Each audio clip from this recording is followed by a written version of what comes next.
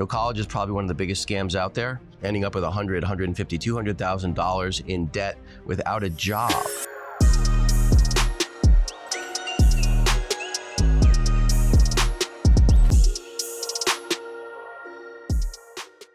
Most people believe that entrepreneurs are born with some magical gene that makes them be an entrepreneur.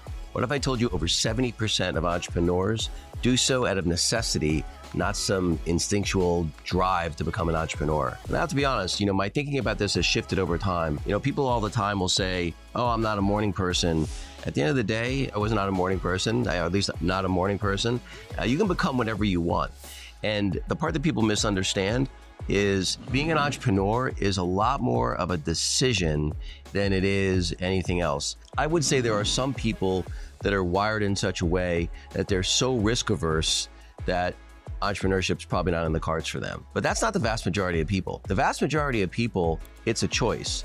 And ultimately, I think that's where the biggest problem lies, is people have this false sense of security, whether it's taking the traditional path to get a college degree, thinking that's going to take them to the promised land in terms of having a career and a financially stable life, whether they're going to have a job in corporate America and that those corporations are going to care about them and nurture them and help them towards their ambitions. Nothing could be further from the truth. College is probably one of the biggest scams out there, ending up with $100,000, $150,000, $200,000 in debt without a job. And the reality is, I think the statistic is something like over 70% of kids that have a college degree get a job that didn't require that college degree. And it's probably more like 90%, while the job might have required them to have a college degree, the degree itself, the domain area, is not what they actually do. So they have a degree in psychology. Yeah, their job required them to have a college degree, but they're not doing anything related to psychology. They're doing sales or customer service or something like that. I think the bigger decision for people is they need to understand that the vast majority of skills necessary to become a successful entrepreneur, I would argue almost all of them can be learned. And it's never been easier to learn to become an entrepreneur, or learn any skill set for that matter, than it is now.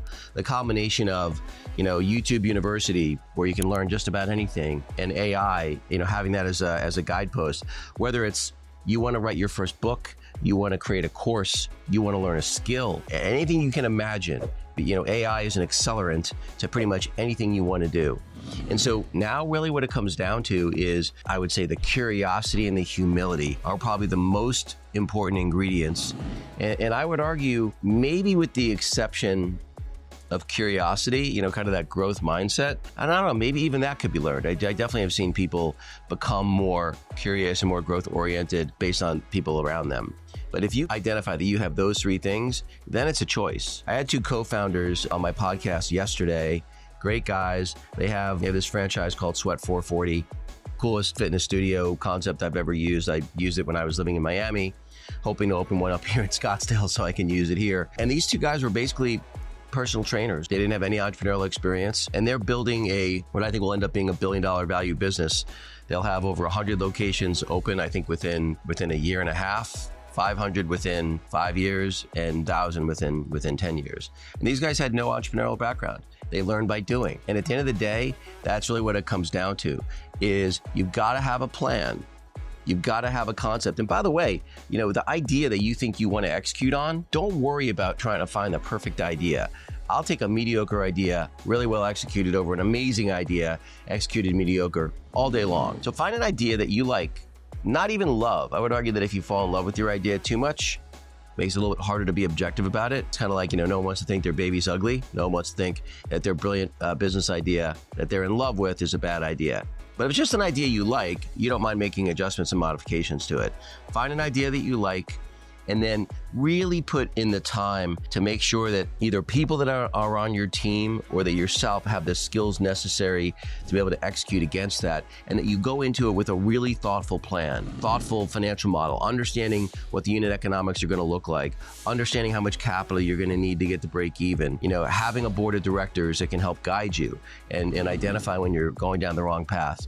The reality is, with the right preparation and the right thought process, almost anybody can be an entrepreneur. And I would, and again, if you probably asked me to put a pie chart to it, and again, my thinking about this has changed over time, I'd say it's 80-20. 80% of people could be entrepreneurs if they chose to. I do think, though, that there needs to be a little bit of a thought process in terms of, is it what you want to do? I think people have the mistaken, concept that when you're an entrepreneur of a startup that, your time is your own and you can work on your golf game and you make your own hours and you don't have a boss. Nothing could be further from the truth. You're never going to have a more difficult, more challenging experience than starting your first business. I would also argue that it's one of the most rewarding. You will grow more as a person, you'll grow more as a business person. And even for those people, I think almost every successful entrepreneur has had failures. I've been a serial entrepreneur for the last 35 years. I've had 2 big exits, an 8-figure exit and a 9-figure exit, but I've also had 2 go to zero. One where we raised a lot of capital, one where, we didn't raise a ton of capital and, the downside was relatively small. And then I've had a bunch that are sort of like, singles or doubles. Businesses are still around, was no big payday for anyone, but the businesses survived. That's part of the process. It also will help you develop some resilience, problem-solving skills, which, by the way, that's just useful in life in general. So, my advice is for that 80% is, figure out whether you're in that 80%. And if you do, seriously consider the path of an entrepreneur instead of the more traditional one, which I think, has way more downside risk than people realize and way less upside. Anyway, hope you found it helpful. Talk to you next time.